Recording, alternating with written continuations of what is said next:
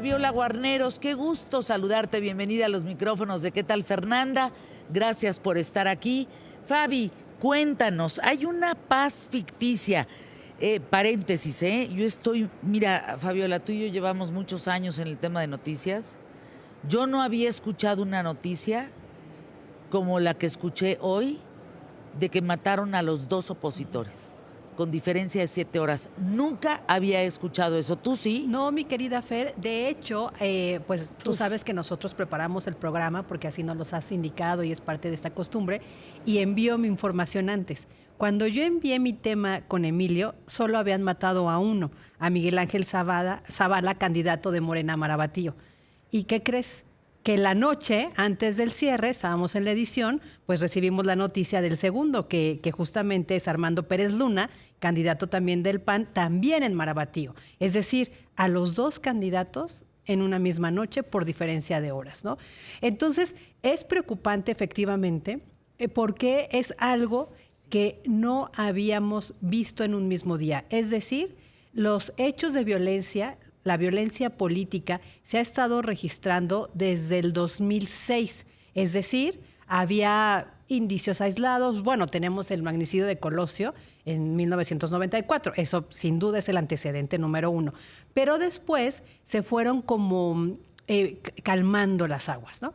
Después vuelven a repuntar a partir del 2006 y empieza ya a haber esta injerencia que hemos hablado del crimen organizado en procesos electorales y que tienen que ver con que ponen o quitan a candidatos, amenazan o los ponen a su servicio con tal de que no los lastimen a él o a ella o a sus familias. O la otra parte, deciden la elección impidiendo que los capacitadores del INE o los funcionarios del INE pongan las casillas en los distritos donde deben estar. Es decir, existen las versiones documentadas por el propio INE donde pues grupos toman las urnas, ellos las llevan al distrito para votar y las regresan ya llenas, ¿no? Es una injerencia, esto ha estado pasando y hoy son las señales de alerta para todo este proceso electoral.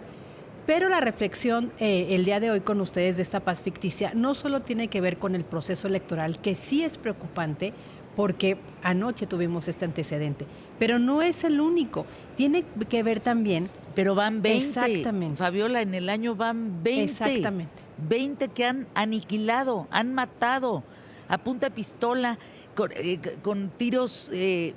horrible, de verdad. Fabiola, yo nunca había visto esto. Había visto en época electoral que matan a uno, pero matar a 2 de 3 de los que contendían, me parece verdaderamente un país de locos, porque aquí organizaciones sociales, madres buscadoras, empresarios, académicos, todos, bueno, periodistas, hemos advertido de la creciente violencia. Fabi, van 180,340 muertes ayer. Hoy son 42 con estos 2 candidatos. Y esto va en aumento. Pero las autoridades, en perfecto silencio, no quieren escuchar. Así es, querida Fer, y fíjate que esto, como tú dices, pues son estas semillitas que van poniéndole las piedras a la elección de este 2 de junio, que no solo es la presidencial, que tiene que ver con 9 gubernaturas, pero además con los congresos estatales y el federal. Pero fíjense que hace unos días también un grupo armado disparó todo así el calibre de las armas, de las balas, directo en la casa de Corina Esther Garzarreo. Ella es aspirante del Partido Verde por la alcaldía en Jiménez, Tamaulipas. Y resulta que la agresión ocurrió en la madrugada. Por fortuna, no ella salió ilesa, pero fue una agresión directa a su casa. Luego, Willy Ochoa Gallegos, él es el candidato al municipio de Las Rosas, Chiapas, y él también fue pues secuestrado unas horas por un grupo delictivo. Y fue perseguido también, sale por fortuna ileso y dice, no, me van a amedrentar, yo voy a seguir, yo no voy a claudicar, no voy a renunciar. Pero es decir, se está dando así el periodo de este proceso electoral. 50 organizaciones que conforman el Acuerdo Nacional por la Integridad Electoral ya advirtieron ante las autoridades del INE, las autoridades del Tribunal Electoral y la Secretaría de Seguridad del riesgo de este crimen organizado que cada vez está más cerca de las urnas y de ganar los comicios. Claro. Es muy preocupante la alerta, o sea, es decir, ya están en las urnas, ya están incidiendo, ¿no? La organización Más Ciudadanía compartió que se han registrado 574 incidentes violentos a nivel municipal, además de las amenazas a los candidatos y, pues, además de estos, secuestros o levantones o además de estos, pues, asesinatos, ¿no? Isela Rodríguez, que es la secretaria, Rosa Isela Rodríguez, la secretaria de Seguridad Pública, informó que están haciendo los esfuerzos, que están llevando a la Guardia Nacional a los lugares rojos y que, pues, en sus propias estadísticas se registran 78 víctimas por día, que las entidades que concentran el 48% de los asesinatos son Guanajuato, Estado de México, Baja California, Chihuahua, Michoacán y Jalisco. Por eso, una de las candidatas, Xóchitl Gálvez, ella había dicho que iba a empezar su campaña en Guanajuato, pero lo cambió a Fresnillo, Zacatecas, porque también es uno de los municipios más violentos del país.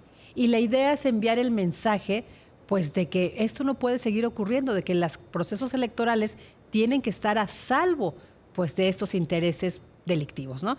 Y en estos estados que les platico, Guanajuato, Estado de México, Baja California, Chihuahua, Michoacán y Jalisco, durante el mes de enero se cometieron 1,168 homicidios, es decir, la violencia está imparable. Febrero acumula los 2 fines de semana más violentos en estos 2 meses de enero-febrero. Es decir, 251 personas fueron asesinados el fin de semana pasada y el anterior 238. Pero ¿qué crees, Fer? Que desde que vamos llevando esta estadística, había fines de semana con 160, 140, 180. Cuando empezó el repunte a los 200, se prendieron las alertas. Ahorita ya no bajamos de los 200, Fer. Hay días con 270, es decir, más índices de homicidios. Pero ya no bajamos de los 200. Fines de semana con mucha violencia. ¿Qué está pasando?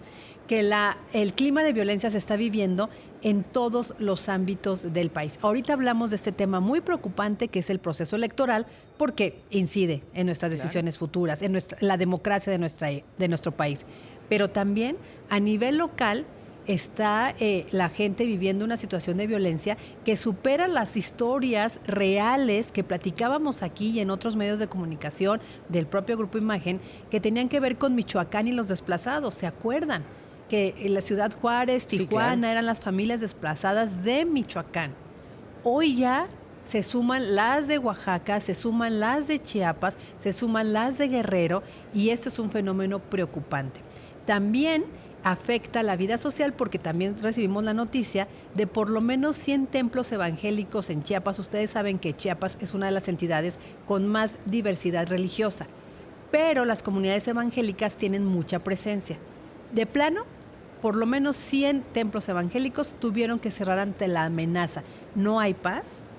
El propio representante de las iglesias evangélicas en Chiapas declaró que es una situación donde se quedan sin libertad de poder transitar de una comunidad a otra, sin libertad de poderse mover después de cierta hora de sus casas, sin libertad incluso de la alimentación, porque por estas carreteras circulan todos los proveedores de las tienditas, de los almacenes, de la economía incluso de las comunidades. Ya no hay manera, porque el crimen organizado pues extorsiona, amenaza, cobra cuotas y Chiapas está viviendo una situación terrible. A mí lo que más tristeza me dio al escuchar a este pastor evangélico era pues decir, solo nos queda rezar, solo nos queda elevar las plegarias para que haya una solución, porque los datos están, la información es evidente, las autoridades lo saben, lo conocen. ¿Qué más podemos hacer como sociedad, no? Y nos contaba que Motocintla, Mazapa, Bellavista y El Porvenir son solo algunos de los pueblos en los que se padece ya el embate del crimen organizado. Qué tristeza, eso lo comentó Gamaliel Fierro, les platico, el presidente de la Asociación de Pastores Evangélicos de Tapachula. Pero las historias pueden seguir.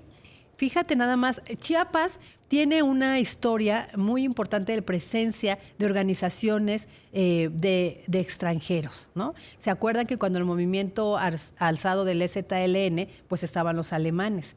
Ahora el movimiento sueco para la reconciliación y el Servicio Internacional de la Paz está pidiendo garantías de seguridad para el pueblo de Chiapas.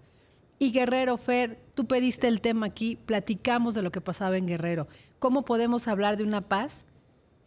De una paz cuando los grupos criminales son los que pactan esta paz. No, y son los que van a reconstruir Guerrero. Se los dije y acuérdense de mí.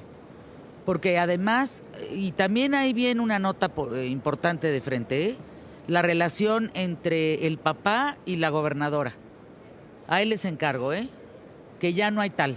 ¿Por qué? Pues porque ya tienen, digamos, objetivos distintos, por decirlo de alguna manera elegante. Te mando un abrazo, mi querida Fabi. Gracias por estar aquí en los micrófonos de ¿Qué tal, Fernanda?